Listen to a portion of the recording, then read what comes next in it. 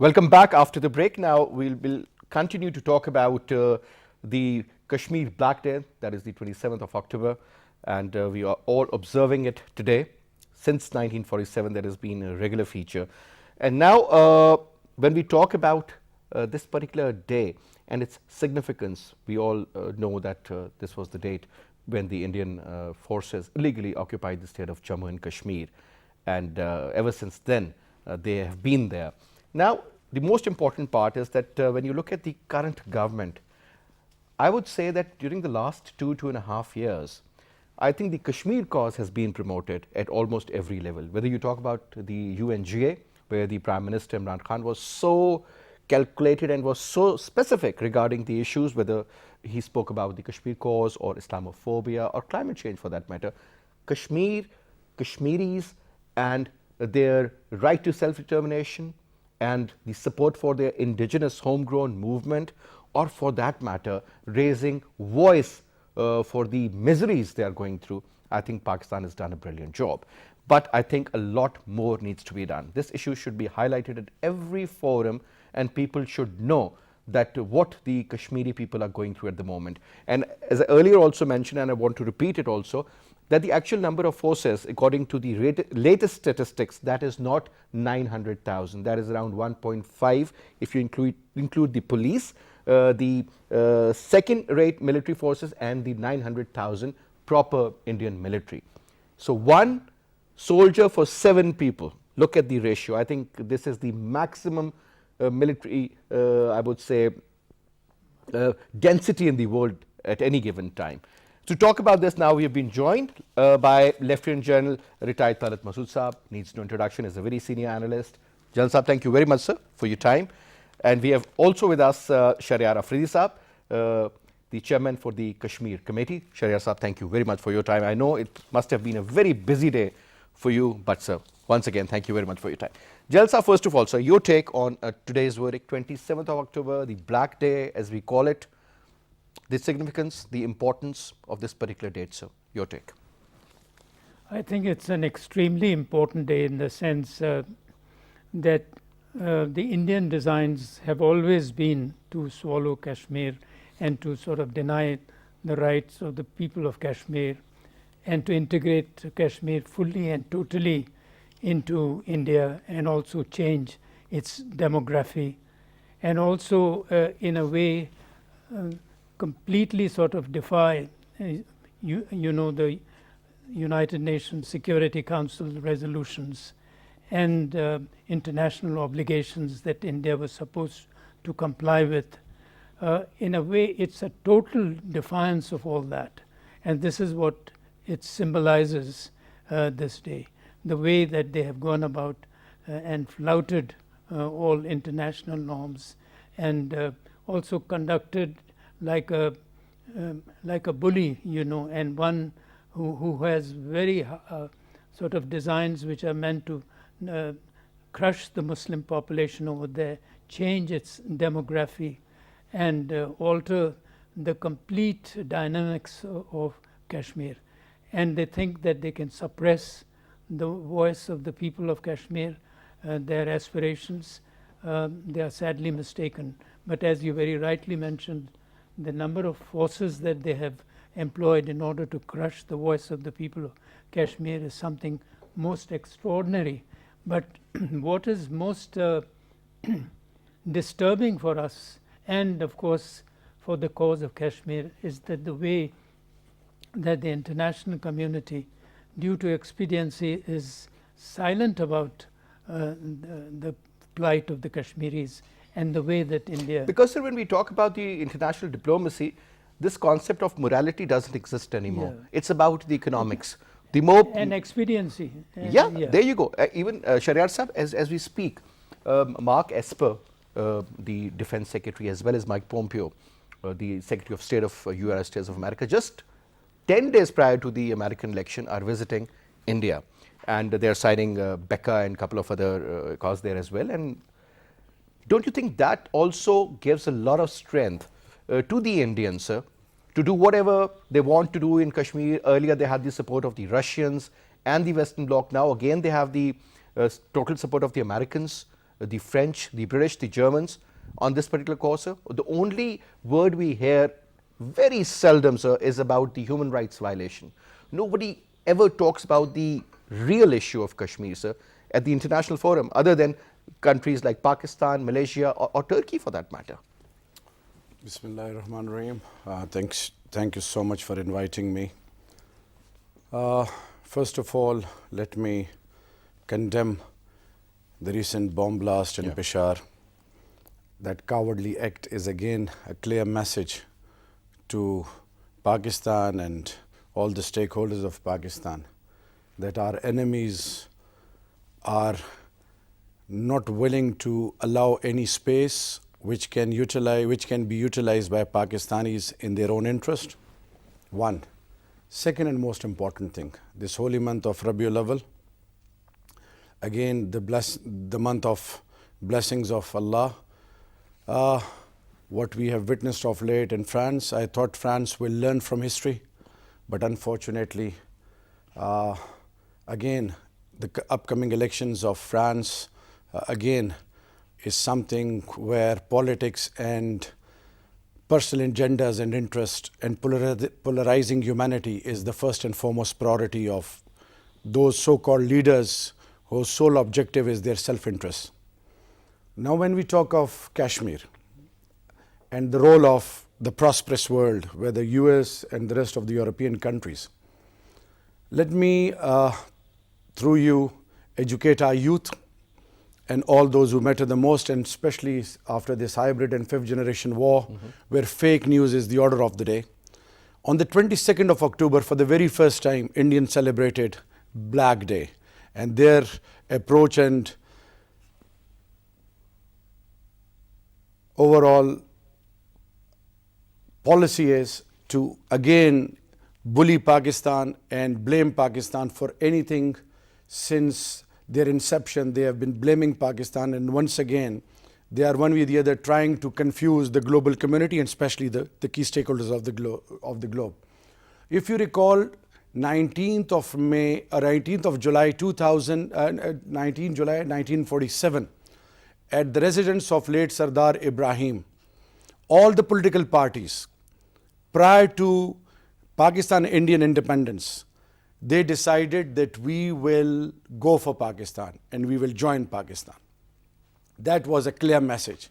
But unfortunately, what we have witnessed in last 73 years, all the key stakeholders, the Security Council permanent members, and those who matter the most, they didn't give due importance to Kashmir and especially to this region.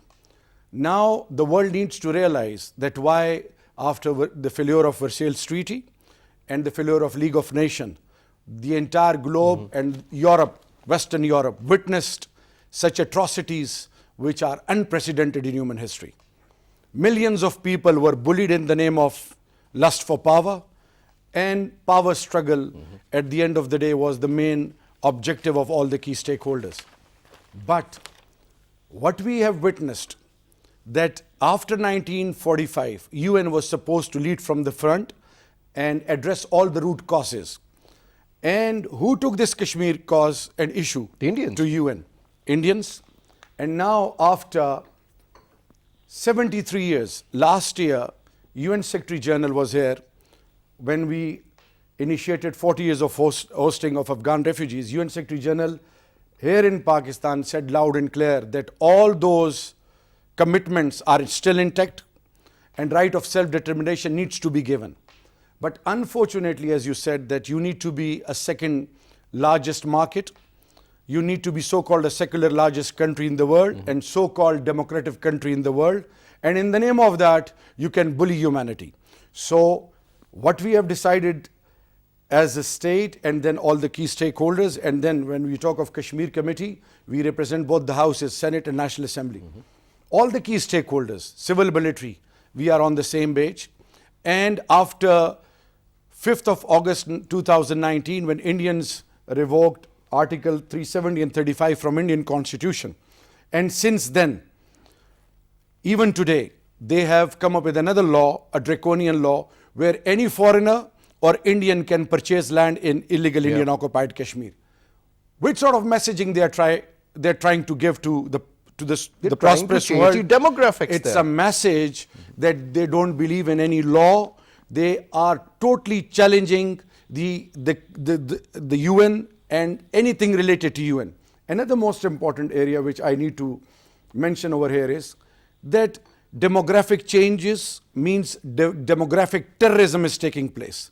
It is no more a bilateral issue. It is an international armed conflict, international humanitarian crisis, and international war crimes Indians are committing in illegally Indian occupied Kashmir. So by celebrating 27th of October, this Black Day, it's our commitment.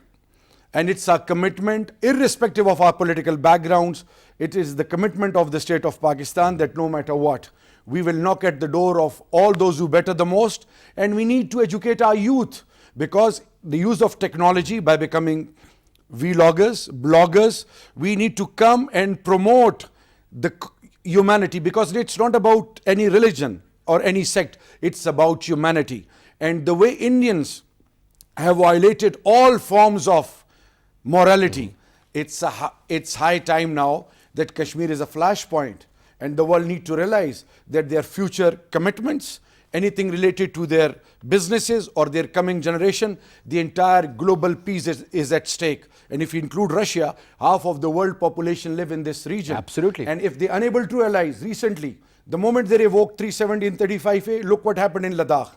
And the future expansionist desire of RSS, fascist Modi and the party approaches to somehow undermine regional countries and then to become a hegemonic power in this region, which inshallah will never be fulfilled, because the resilience of this motherland of ours is so deep rooted that now we have decided that proactive diplomatic initiatives, I think that is the all key, yeah. global key forums need to be taken on board.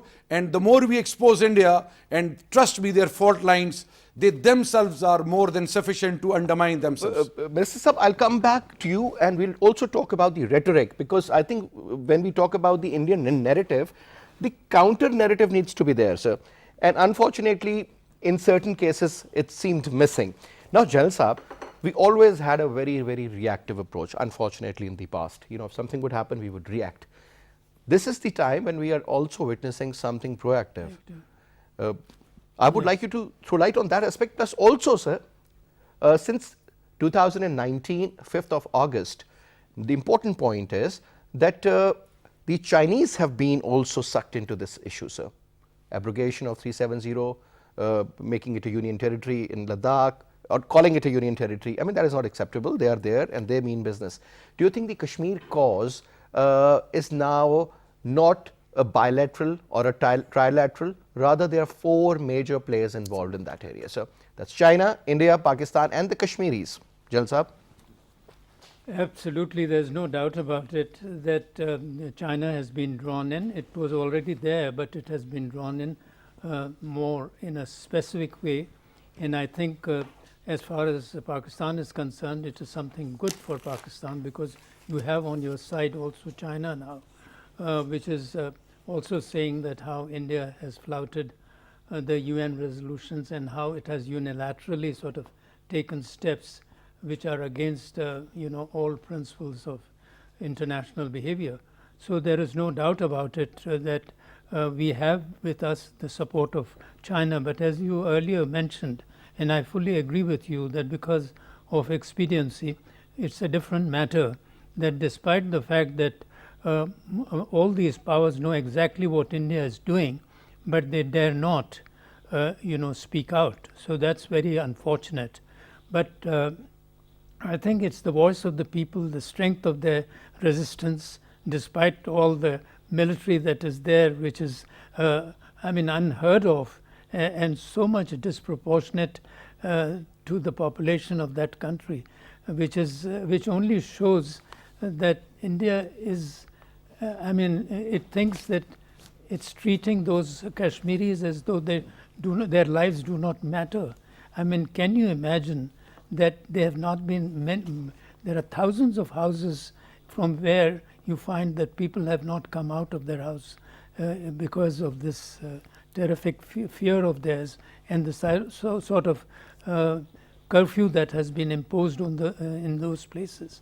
So I would say that but the Kashmiris, the way that they are resisting, they are fighting this oppression, we have every hope that they will overcome one day the tyranny of India, and Pakistan of course will continue to support, and I fully agree with you, and I also feel that the Prime Minister and the government has done a lot as far as Kashmir is concerned in raising its voice. The Prime Minister spoke at the UN. I think he devoted a substantive or significant amount of time and tried to explain. I remember out of those 52 minutes in 2019, 23 to 24 minutes were only for Kashmir. So he tried to revive the memories and tried to focus and give it the proper importance that it deserves. So I think these are certain measures which surely will sort of have an impact. At the same time, I think whereas the international community in a way is not totally oblivious to what is happening in Kashmir, because as you mentioned earlier, I fully agree that the human rights organizations, even in America, are cognizant of what is happening in Kashmir, and you find repeatedly sort of coming out with their version of inside version as to what exactly is happening there. So that too will have an effect. But ultimately I think the Indians themselves at one time would come that if they really want to sort of have democracy within India, this is a period when they are going through something very, it's more of a dictatorship and very autocratic sort of an approach towards everything. And we used to at one time admire Indian democracy and used to say that India is one which is supposed to be democratic, but today it is just the opposite of it. And I think once the voices in India also start speaking about the atrocities that are taking place, which is shameful as far as India is concerned, I would say that that will also have an effect. But we have to rely on the strength of the Kashmiris, we have to rely on the support of Pakistan, we have to rely on the support of China, and also keep on raising the conscience of the world. All right. Now, Minister, a couple of points here. Now, one is about, we always talk about these 3 points, and I in fact had a question with my previous panel also about this, that we talk about 3 kinds of support, so political support, moral support, and your diplomatic support. That's good, sir. That's there. These 3 words sound really perfect. But, sir, don't you think this is the time now when the Americans are getting so close to the Indians, and obviously they would veto everything. So the cases with France, Germany, UK for that matter. The only strong ally you have is China right now with you, or maybe Russia to a certain level. This current approach, sir, seems to be more aggressive. Yes, it is diplomatic, yet very candid at times, and sometimes, you don't need to have so many papers to read. You just go extempo. This is what we have seen the Prime Minister doing. Raising the right concern at the right level, at the right forum, sir. That's amazing. But what more needs to be done now, sir? Because this is a tested and tried formula. Used to work before, doesn't work anymore. Absolutely right. I 100% agree with you. Offense is the best form of defense. Multi-dimensional approach was missing, and rather than relying on these 3 areas, this government has initiated multi-pronged approach. First and foremost thing is lawfare. For the very first time, if you want to put Indians on back foot, you need to come up with all those approaches through which we can make the Indians realize that whatever they have been doing in the name of religion, in the name of humanity, you need to be made answerable at those forums, which means a lot. For example, when we talk of International Court of Justice, and when we talk of all those global forums where we unable to, unfortunately, due to unknown reasons, we didn't utilize those forums in our interest, and we unable to plead our case in a thorough professional manner. So now, Lawfare Advisory Board has been established, and this Lawfare team is working day and night, and we, with the help of Kashmiri diaspora and the state of Pakistan, will initiate few initiatives which in itself will be applaudable at all levels, and the overall global perception will instantly change. Another area, digital era. For example, any student of yours, or you name anything related to Kashmir, if you go, and this is an era of technology, and without technology you can't move an inch. So the flow of information, the role of data and digital arena is of immense importance. The moment you want to get any sort of information on Kashmir, Indian narrative, you will instantly find Indian narrative. Absolutely. So Twitter, Facebook, Instagram, everything, Google, Apple is solely under the command and control of Indians, because Silicon Valley, California to Bangalore, everyone knows, and that high-tech technology which Indians have utilized in their own interest. Now what we have decided, that through our legal team, we have started approaching Twitter, Facebook, Instagram, because the moment you post anything in favor of the innocent Kashmiris, then and there either your ID is blocked or you received a message that you need Sharia to... Afrin sir, most of the programs which we do in English on Kashmir are either not uploaded, or somebody has to change the slug from Kashmir to something else because it doesn't work. Absolutely. So for that, Look at the kind of control they have. for that we had a very marathon meeting with PTA, Pakistan Telecommunication Authority, and our law team have recommended, and we have started writing to all those who matter the most. And you must have witnessed that day before yesterday, the Honorable Prime Minister wrote a letter to Facebook. Facebook and Twitter. And the message is very much clear now. Level playing field, all we want, because under UN, the global commitment, and under corporate social responsibility and humanitarian ground, it is binding upon them to provide level playing field to all the stakeholders. Another area, cultural front. Indian media and performing art is so deep rooted, and of late you must have witnessed that Prime Minister Modi is constantly interacting with the top-notch artist of India from performing arts. Now what we have decided is that rather than waiting for 365 days and then ISPR usually come up with a song that is not on now, you need to be more pragmatic. You need to be more different, in a sense that since your competitor needs to be given tough time, so now what we have decided, we have come up with an advisory board.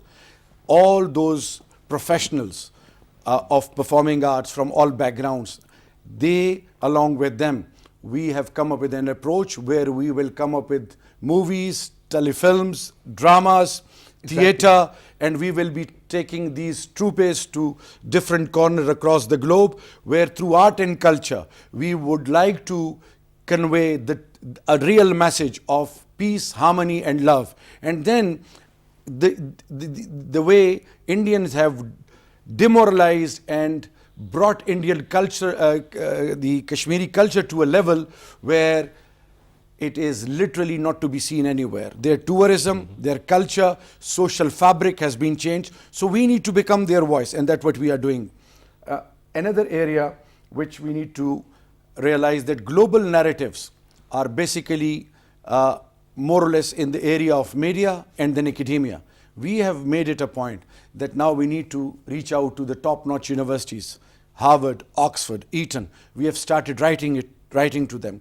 Inshallah, after this COVID, we will start visiting these universities, interact with academia, and the Pakistani professionals, academia, they will start writing in those top-notch journals. Now, I'll just give you a few examples, sir. You took the name of Oxford University, you talked about Eton. I don't think there would be hardly a few Pakistanis in Eton University. It's a white school, basically. You talk about, I'll just give you one example, sir. I happened to be in USA, in California, and there was this meeting of the psychiatrists, sir. 370 people attended the meeting, and I thought I was in Delhi, not in California. because Mr. Gupta, Mr. Shankar, Mr. So-and-so, and just one girl, Amina from Lahore. That was the difference, sir. So you can see the kind of influence. And those were all, most of these doctors were all billionaires. So they have such a strong hold. You talk about academia, sir.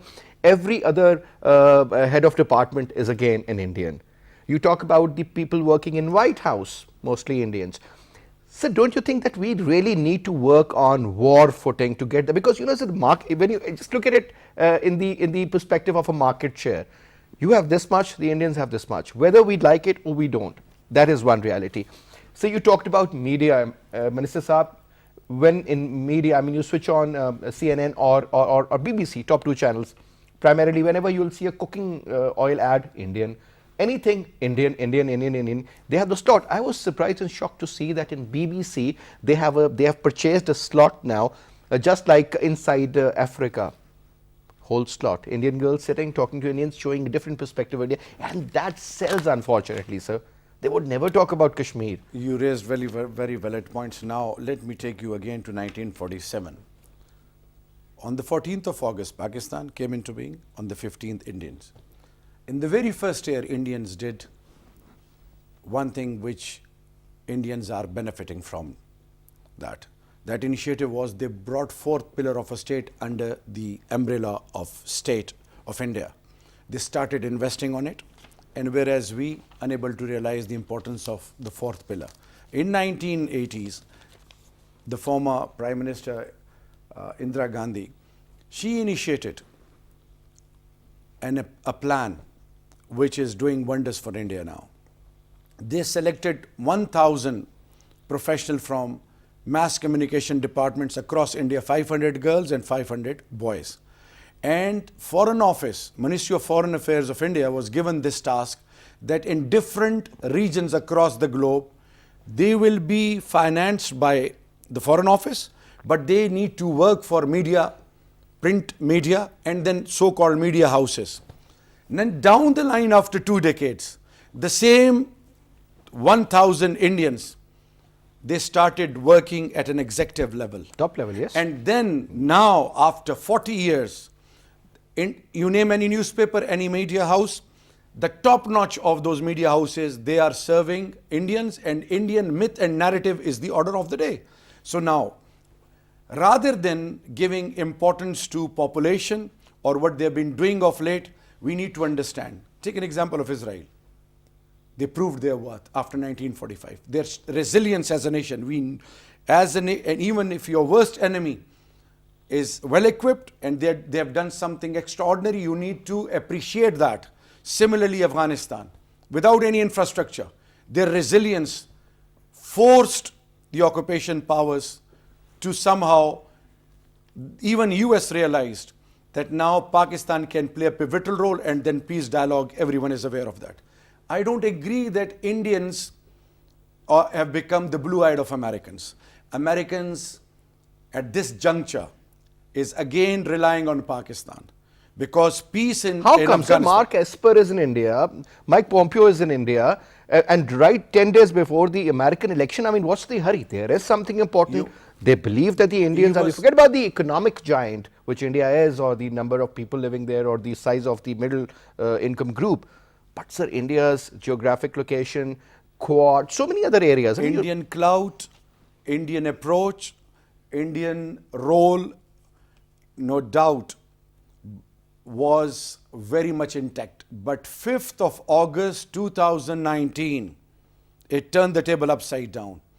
The Indian economy, the Indian perception, that approach of rising and shining India has gone to the lowest ebb. It has been exposed to the core. And the world has started realizing, and ultimately, Allah has been very kind that the true face of Modi and India has been exposed now. Thrice National Security permanent members of Security Council, twice Human Rights Committee, and then all the parliaments across the globe, all those parliamentary forums and human rights activists and organizations, they have now started writing. And another area which needs to be given due importance, that is the role of media. Washington Post, New York Times, that fascist approach of Modi, Now the world has realized that something has terribly gone wrong with India. And even voices within India, they have now realized that Modi has become a scar for Indian democracy. So now, please, yes, India at one point in time, their clout and their overall approach vis-a-vis Pakistan was something which was very, very deep-rooted. But now the world has realized, and these atrocities in the name of humanity, forget about the overall faith or the background of the Kashmiris. This particular approach of Ghar Wapsi program, what does it show? What does it signify? They are conveying a message to the entire global community that they are so powerful that they're telling the minorities of India, Christians, Muslims and Dalits, that you need to convert, you need to become Hindus because you were forcefully converted either to Christianity or Islam. So now the message is that the world need to realize, and it is our collective responsibility. We have got an opportunity where we need to come and promote Pakistan, and we need to expose India at all levels. Now, trust me, I lived in Germany. I remained a CEO of a multinational company. I've seen Indians. They work as a team. That's the only difference. If we somehow able to come out of our own interests and start realizing that we need to become one team, Team Pakistan and Team Humanity, nothing on earth can challenge us. And believe you me, we can defeat India at their own backyard. We have the ability. We have got a very dynamic Pakistani diaspora who are doing wonders. Our achievements are applauded at all levels. So now what I'm emphasizing on is that roadmap has been given, and we all, the stakeholders, are on one page, and see the difference is very much visible. Who wrote to Pompeo? American congressman. More than 100 parliamentarians of House of Commons, House of Lords, they've started raising their voice. European Union. In fact, COVID has something which has brought lot of confusion for all the global key stakeholders, because of COVID you can't do the needful. So in the end, what I would suggest and emphasize on is that don't undermine Pakistan and Pakistani diaspora. We have the ability, we have competed, and trust me, the whole world has started assessing things from a different perspective, and that perspective has been given to them by Pakistanis. Yeah. Now, General Sahab, since Minister Sahab just spoke about the Pakistani diaspora, I've been to this Human Rights Convention a few times in Geneva, sir, and we raised this issue of Kashmir. A lot of people would walk in and not knowing that if you're pasting a poster or something, you say, which place is this? And you'll tell them that this is Kashmir, this is what they're doing. And 90% of those people have no idea that this is what is going on in the Indian occupied Kashmir. I mean, I was telling them about the pellet guns. They couldn't understand what a pellet gun is. I said it's more or less like a 12 bore with a short barrel, and you just fire in somebody's face with a certain kind of cartridge, and this is what it does. And they were shocked. I think, sir, over a period of time, we haven't been able to utilize the right people for the right job. Rather, still we believe in those XYZ number of people. I can take the names if you want. Nothing is happening, sir, because that is the ritual that they'll come on a certain date, sit, have a cup of coffee with you, and bye-bye. Don't you think, sir, this is the time that we need to engage the current generations of Kashmiris or the Muslims for that matter? Because if you even talk to youngsters from Iran, they would listen to you. Turkey, obviously, they always support you. What I'm saying is, sir, don't you think that a new methodology should be in place, new approach should be in place, considering this is 2020, not 1980 anymore?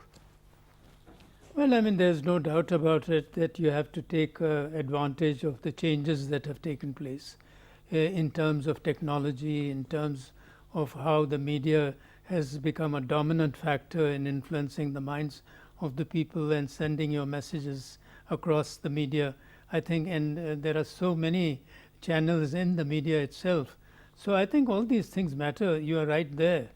But you also have to understand that the influence of the Indians, as we were talking earlier, obviously is because of the fact that they are more in numbers, and they are also in better positions in comparison to Pakistanis, and being in better positions, they can obviously have a greater say. It's undeniable, there's no doubt about it. But we are trying to sort of offset that by putting in more effort, more energy into the Kashmir cause. And our cause is far, far more just, because the Indians have no moral or Legal. sort of a legal basis on which they can stand. So that is our great advantage, and moral standing, United Nations, UN Security Council resolutions all favor Pakistan. The voice of the people of Kashmir supports fully the Pakistani position. Pakistan is fully supporting their voice, and so I think these are things which are favorable as far as we are concerned and the Kashmiris are concerned and their cause is concerned. But no doubt, as we have all discussed, expediency and interests of nations do not depend on the plight of other people.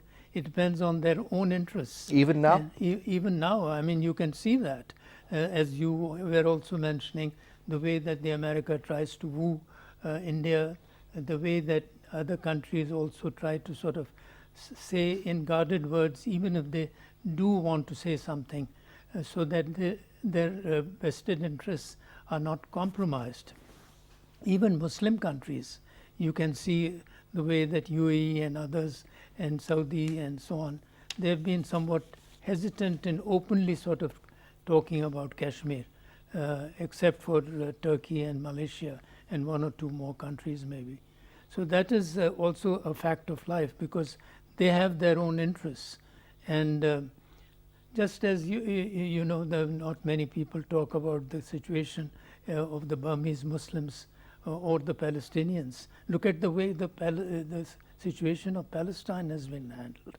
And the very Arabs who stood for Palestine today don't stand for Palestine. Changing fortunes of time, sir. Yeah. So I think we have to realize that a lot has to be done. I think this government is doing a lot. The Prime Minister is extremely conscious, very sensitive about Kashmir. He's doing his best, there is no doubt about it. And I think the whole country or the whole nation is behind him as far as Kashmir is concerned, and supports the policies that are being pursued. But still, I think there is scope for improvement.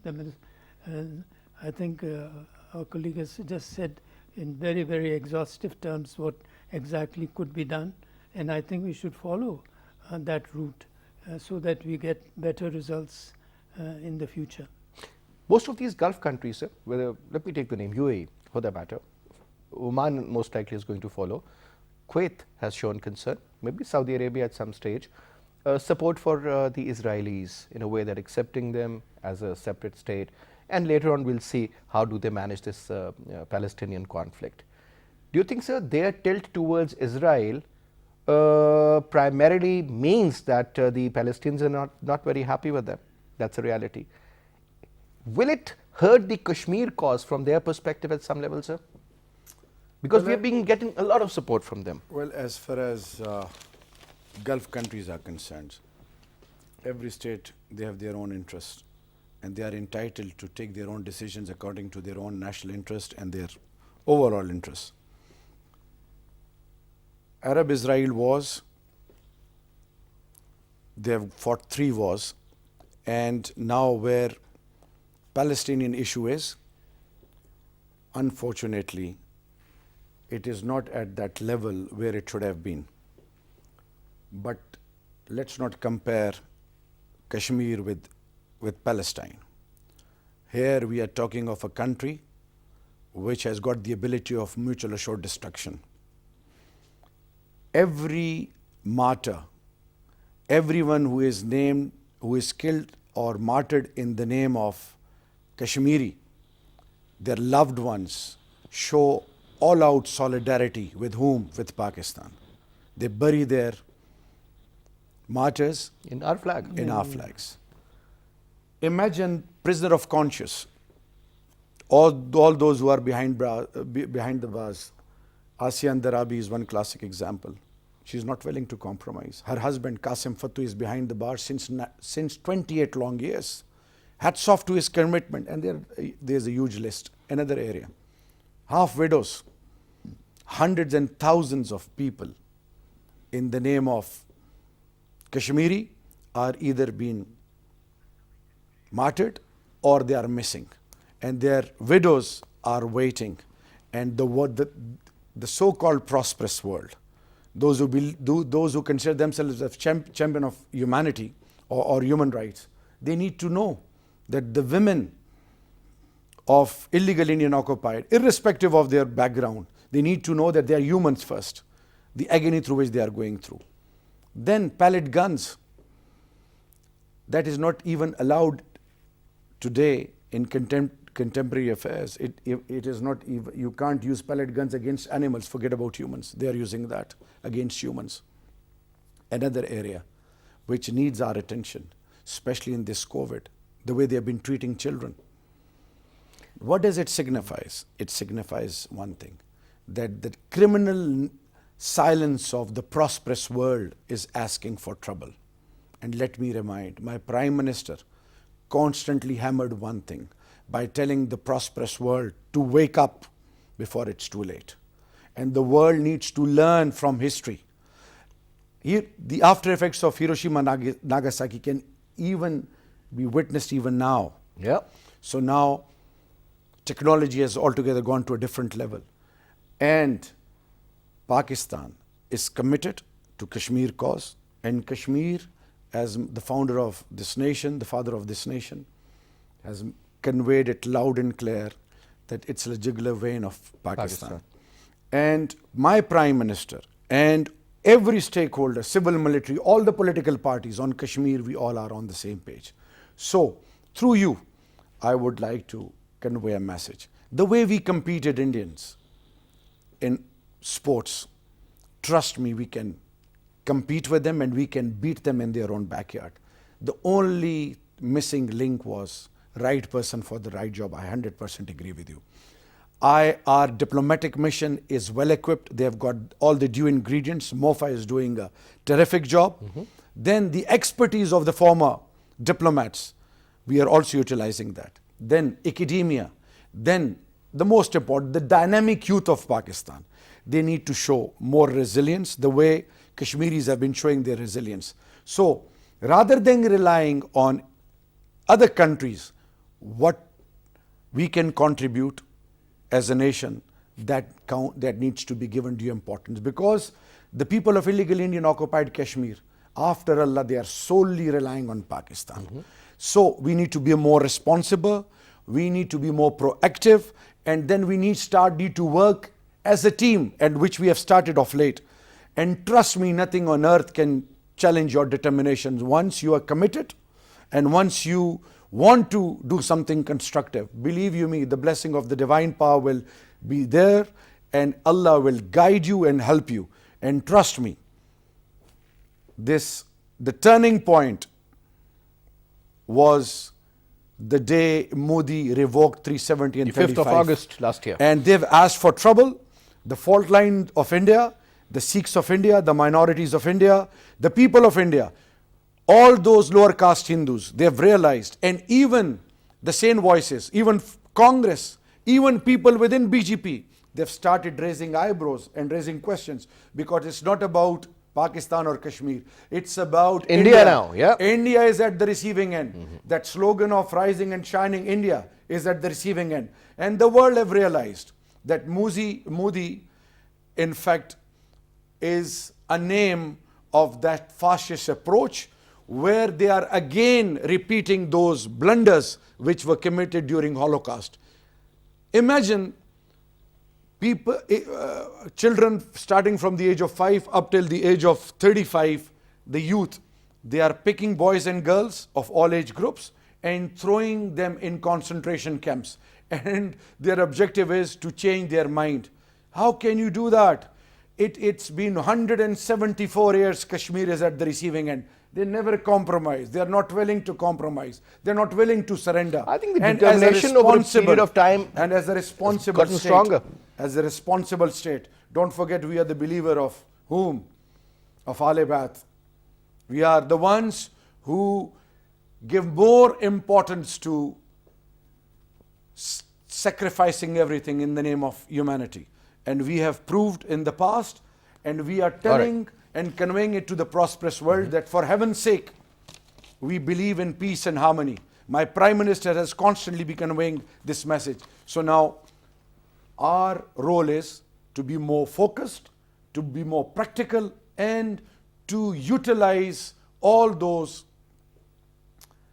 areas in our interest, so the world somehow able to see the real face of India, which is unfortunately have become a scar on the face of Indians and of this entire globe too. All right, sir, last closing remarks from you, General Saab.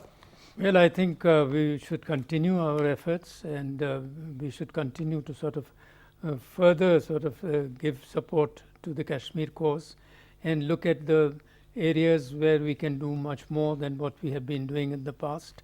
And as Mr. Afridi was saying, he's very right. You know, there are many areas where I think we have neglected in the past. We need to sort of fill that gap. But at the same time, our resolve and our cause is just, and the people of Kashmir are prepared to sacrifice. They have been sacrificing for the last several decades and continue to do so. So I think everything is more or less favors us in that way. But what is needed is a coordinated and a continuous sort of support to the Kashmir cause, make the world more aware of their plight, and get their support, and continue with our the struggle for the freedom of the Kashmiris. I think this in brief is what we could do. But there is one last thing I would like to say, is that it's not the first time that Pakistan has not sacrificed for Kashmir. You know, we have fought 2 wars specifically for Kashmir, the 48 war and the 65 war.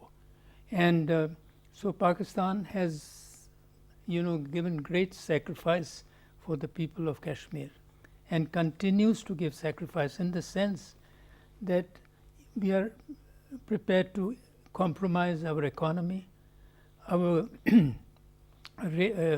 rate of growth, everything, in order to sort of support the cause of Kashmir, because we think that without Kashmir, Pakistan would remain incomplete. And it's a reality, And sir.